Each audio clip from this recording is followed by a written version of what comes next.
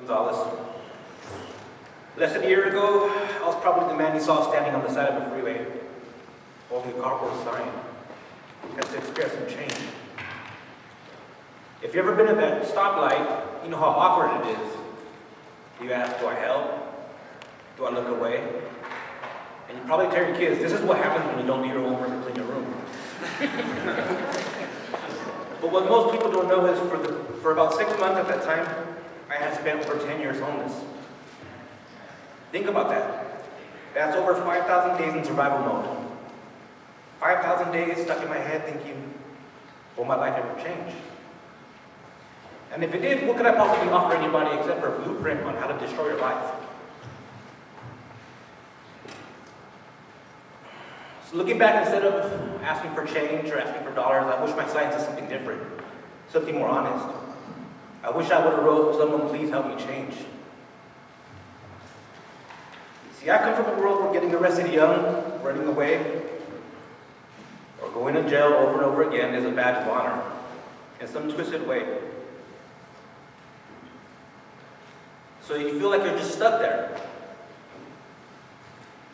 But here's the truth. I didn't know back then that wasn't my only option.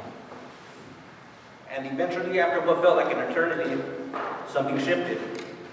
I got that message. I came to the conclusion that I couldn't do this anymore. I can't keep doing this to myself. I can't keep doing this to my kids. People deserve better. I deserve better. My kids deserve better. And eventually, I need to come up with a good answer of why I didn't do nothing for them. So one night, I sat in an abandoned house, and I did something different. I searched and I researched, and I looked for the healthiest place I could possibly go. And somehow, ChatGPT thought Utah was the best place for me.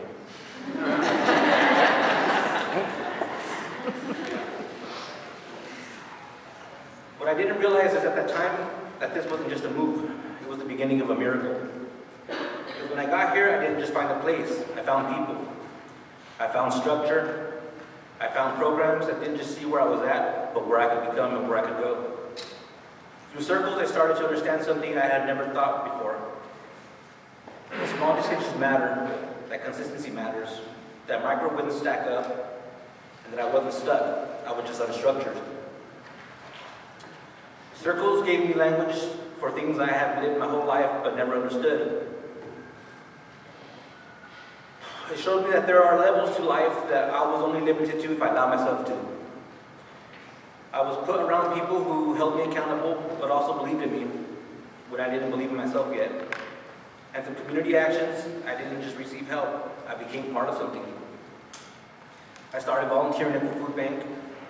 At first I was just showing up because the court told me to. But then I was learning. And then I was helping. And before I knew it, I was leading. I was organizing. I was giving directions. Being someone that others could rely on. I even got a job as a peer support specialist at Brenda's Warming Center.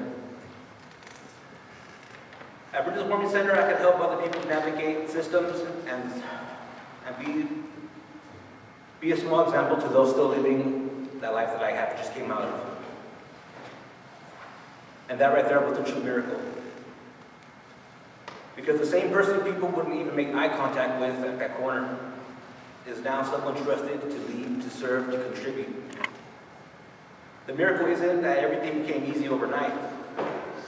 The miracle is that I didn't give up. I kept showing up when it was uncomfortable.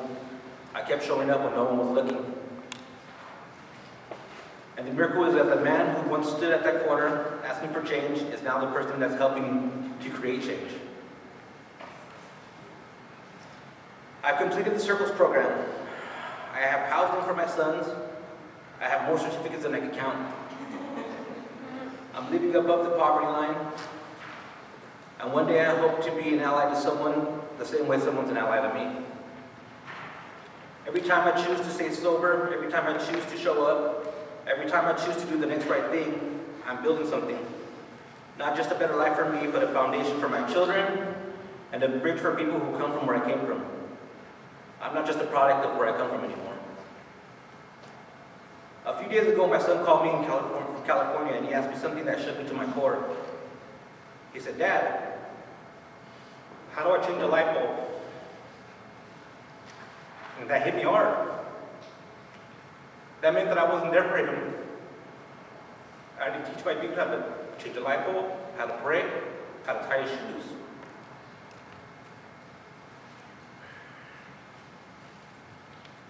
The first thing I told him was, "Bro, make sure that light switch is off, because if you turn the light,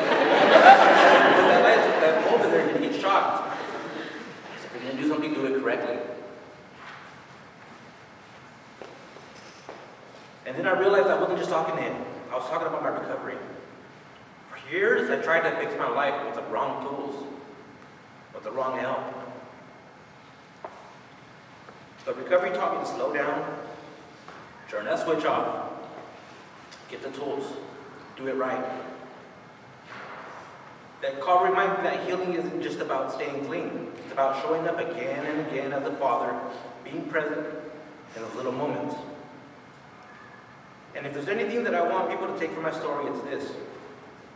Sometimes the miracles isn't loud. It doesn't look like fireworks. It isn't instant success. Sometimes the miracles are just a man and woman showing up, trying to get their stuff together day by day, and refusing to go back to where we came from.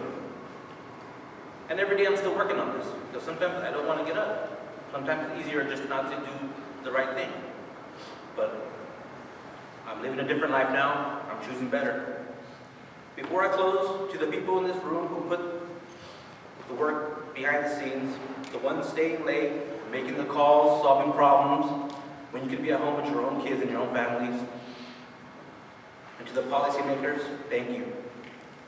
I just ask for patience. People like me, we're not just case numbers. We're people in the middle of a chapter, not the end of our story.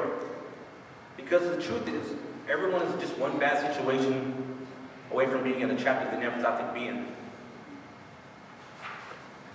And I am literally living proof that with the right support and the right structure, and people who don't give up on you, that chapter can change. Thank you. Let's go!